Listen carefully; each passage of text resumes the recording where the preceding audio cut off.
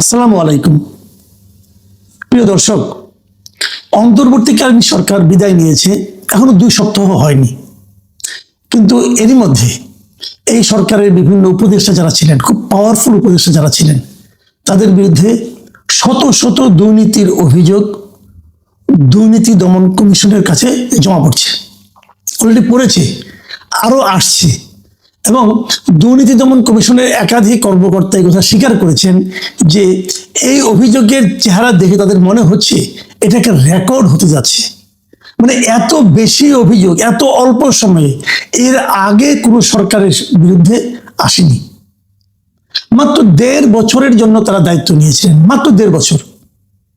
এবং এই 1.5 বছরে ওই যে বলে না, গ্রামে একটা কথা আছে না, যে আজান দিয়ে দুর্নীতি করা, এরা এই আজান দিয়ে দুর্নীতিতে নেমে পড়েছিল। এই অন্তর্বর্তীকালীন সরকারের যারা সর্বোচ্চ ব্যক্তি ছিলেন, যারা উপদেষ্টা ছিলেন, তারাই এই কাজ করেছেন।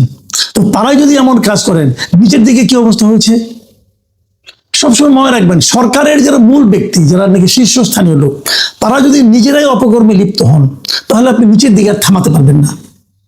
এখন উপরের দিকে যেটা হয়েছে বলে আমরা এরই মধ্যে খবর পাচ্ছি, নিচের দিকের প্রকৃত চেহারা যে কি সেটা জনগণ জানে। জনগণের শরীরের উপর দিয়ে গেছে সেই দুর্নীতিটা, চাপটা। কাজে মানুষ জানে কি ভয়ঙ্কর পরিস্থিতি সৃষ্টি করেছিল এই অন্তর্বর্তীকালীন সরকার ডক্টর ইউনূসের নেতৃত্বে। সবচেয়ে ভয়ঙ্কর এবং সবচেয়ে মর্মান্তিক বিষয় হচ্ছে, ডক্টর ইউনূসের নামেও একাধিক দুর্নীতির অভিযোগ এসেছে। কারা করেছে? তার যে গ্রামীণ টেলিকম, যেটা তাদের মূল আয়ের উৎস, গ্রামীণ টেলিকমের টাকা দিয়ে কিন্তু গ্রামীণের অন্য অনেক কিছু চলে। গ্রামীণ টেলিকম হলো এই যে আমরা যে গ্রামীণ ফোন ইউজ করি, এই গ্রামীণ ফোনের মাদার অর্গানাইজেশন।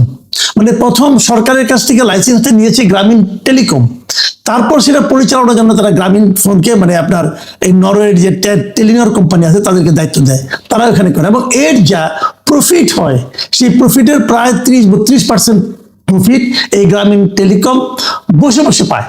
মানে তাদের কোনো লোকজন নাই, লোকজন সব টেলিনরের। এবং সেই টাকাটা 9-6 করা বলেন, যা কিছু করা বলেন, এখান থেকে ওখানে নেওয়া, ওখান থেকে আরেক কোম্পানি করা, সেই কোম্পানি করা, নিজের নামে ট্রাস্ট করা। ডক্টর ইউনূস দেখবেন মাঝে মাঝে বলেন যে আমার কোনো অর্থ নাই, ওনার কোনো টাকা পয়সা নাই, ওনার নামে কিচ্ছু নাই, ব্যাংকে কিছু নাই, কিন্তু ওনার নামে একটা ট্রাস্ট আছে। ট্রাস্ট মানে একটা ট্রাস্ট গঠন করেছে, যে ট্রাস্টের একমাত্র কাজ হলো ডক্টর ইউনূসের পরিবারকে লালন পালন করা। শুনেছেন কখন এরকম? এই ট্রাস্টে টাকাটা কোথেকে আসে? এবং এই ট্রাস্টের কেন করা হয়েছে?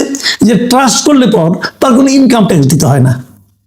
এবং এই জন্য উনি এটাকে ট্রাস্ট করে রেখেছেন। এবং ওই ট্রাস্টের একমাত্র কাজ হলো উনি, ওনার পরিবার, মানে ওনার স্ত্রী, কন্যা, এদেরকে লালন পালন করা। এই হলো ট্রাস্টের কাজ। তার মানে ওনার কিছু থাকার দরকার নেই রে ভাই, ওনার বাকি জীবন তো ট্রাস্টই চালাবে। এই হলো ডক্টর ইউনূস। এবং সেখানে কি কি বলা হয়েছে, যে কিভাবে সেই গ্রামীণ একটা ট্রাস্ট করছে, করে গ্রামীণ কল্যাণ, গ্রামীণ টেলিকমের টাকা অর্থ আত্মসাৎ করেছে, তার ডিটেল বিবরণ দিয়ে তারা কিন্তু দুদকের কাছে অভিযোগটা করেছে। এবং এর বাইরেও ডক্টর ইউনূস, মানে প্রধান উপদেষ্টা হিসেবে, উনি এই দায়িত্ব পালনকালে বিপুল পরিমাণ অর্থ বিদেশে পাচার করেছেন, এমন অভিযোগও এই দুদকের কাছে উপস্থাপন করা হয়েছে। ডক্টর আসিফ নজরুল, যিনি একসময় খুবই একজন জনপ্রিয় ব্যক্তি ছিলেন দেশে, টকশোতে কথা বলতেন, সরকারের সমালোচনা করতেন, অনেক হাসিনার সমালোচনা করেছেন, আবার উনি হাসিনার অনেক স্তুতিও করেছেন বিভিন্ন সময়। এই ডক্টর আসিফ নজরুল, যাকে দেখলে অনেকে মনে করতেন ন্যায় নীতির একজন প্রতিভূ, তার বিরুদ্ধে দুর্নীতি এবং অর্থ পাচারের 1 ডজনের বেশি অভিযোগ জমা পড়েছে দুদকের কাছে। এবং সেই অভিযোগগুলো বেসিক্যালি কি ধরনের? মামলা বাণিজ্য, জামিন বাণিজ্য, বিচারক পদায়ন, এই সমস্ত দুর্নীতি। মানে অমুক একজন বিখ্যাত ব্যক্তি, মনে করেন তার নামে মামলা আছে, সেই মামলা তার জেলে যেতে হবে, তো ওনার হাজার হাজার কোটি টাকা আছে, উনি হয়তো ওখান থেকে কিছু কোটি টাকা তাকে দিয়ে দিলেন, বললেন যে আমাকে জামিন পাওয়ার ব্যবস্থা করে দেন। উনি ফোন করে জামিন পাওয়ার ব্যবস্থা করে দিলেন। এই ধরনের জামিন বাণিজ্য উনি করেছেন, মামলা বাণিজ্য করেছেন। আপনি দেখেন ওনারা বলেই কিন্তু এই আনিস আলমগীরের মতো লোক, সাংবাদিক, তারা কিন্তু জামিন পায়নি। আনিস আলমগীর কি অপরাধ ছিল, কি অপরাধ ছিল? এবং ওনার যে নিম্ন আদালতের জামিন না পাওয়া, এই ব্যাপারে যে ডক্টর আসিফ নজরুলের ভূমিকা ছিল, এটা নিয়ে কারো কোনো সন্দেহ নাই, আমার তো অন্ততপক্ষে নাই। কেন? সম্পূর্ণভাবে এইগুলি কি দুর্নীতি পর্যায়ে, এর হয়তো টাকা পয়সা পাওয়ার ব্যাপারে এখানে নাই, কিন্তু উনি যে কাজটা করেছেন এটা তো অনৈতিক কাজ করেছেন। একটা মানে ওনার আনিস আলমগীরের বিরুদ্ধে সাংবাদিক কথা বলার অপরাধে ওনার বিরুদ্ধে এই মামলাগুলো করা হয়েছে, এবং সেটাকে সন্ত্রাস বিরোধী মামলা করা হয়েছে, বোঝাই যায়। আরো অনেক জায়গায় আসিফ নজরুলের বিরুদ্ধে আরো বড় একটা অভিযোগ হলো যে উনি ঢাকার গুরুত্বপূর্ণ জায়গাগুলিতে আইন মন্ত্রণালয়ে থাকার কারণে সাব রেজিস্ট্রার পদে উনি যে বদলিগুলি করেছেন, এই এক একটা বদলিতে 50 লাখ 80 লাখ 1 কোটি টাকা পর্যন্ত কিন্তু লেনদেন হয়ে থাকে, এবং ওনার আমলে এইগুলি সবগুলি সাব রেজিস্ট্রার কিন্তু উনি বদলি করেছেন, এবং এই বদলির মাধ্যমে উনি টাকা হাতে নিয়েছেন বলে অভিযোগ এসেছে। এটা কিন্তু অভিযোগ সব, এই অভিযোগগুলো দুদকে জমা পড়েছে। এখানে দুদকে অভিযোগ আরো জমা পড়েছে কার বিরুদ্ধে? সৈয়দা রিজওয়ানা হাসান, এই যে পরিবেশ মন্ত্রণালয়ে ছিলেন, যিনি একসময় খুব বড় বড় ডায়লগ দিয়ে বলেছিলেন যে 52 বছর রাজনীতিবিদরা কিছু করতে পারে না, এবার তাদেরকে আসতে হয়েছিল।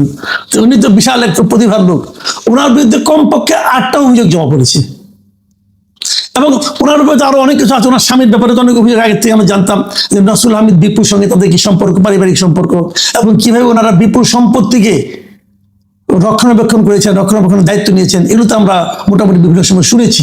কিন্তু তার বাইরেও ওনার ব্যাপারে 8টা অভিযোগ দুদকের কাছে জমা পড়েছে। দুদকের কাছে অভিযোগ এসেছে আপনার জ্বালানি উপদেষ্টা যিনি ছিলেন মোহাম্মদ ফাউজুল কবির খান, তার ব্যাপারেও বলা হচ্ছে তিনি নাকি সামিট গ্রুপ থেকে বিপুল পরিমাণ অর্থ নিয়েছেন, এই ধরনের অভিযোগ দুদকে জমা পড়েছে। এবং বিভিন্ন বেসরকারি যে বিদ্যুৎ কোম্পানিগুলো আছে তাদের সঙ্গেও ওনার বেশ অবৈধ লেনদেন হয়েছে বলে কিন্তু অভিযোগ রয়েছে। স্বাস্থ্য উপদেষ্টা যিনি ছিলেন নূরজাহান বেগম, এই নামে যে একজন ব্যক্তি ছিলেন, এটাও তো জনগণ ভুলে গেছেন, তিনি নিজে কি কাজ করেছেন কেউ জানে না, ওগুলো হলো ওনার অকর্মণ্যতার ব্যাপার। কিন্তু ওনার বিরুদ্ধে অভিযোগ হয়েছে যে বিভিন্ন হাসপাতালে কেনাকাটার অনিয়ম, তারপরে আপনার টেন্ডার জালিয়াতি, এই সমস্ত নিয়ে ওনার বিরুদ্ধে অনেকগুলো অভিযোগ জমা পড়েছে।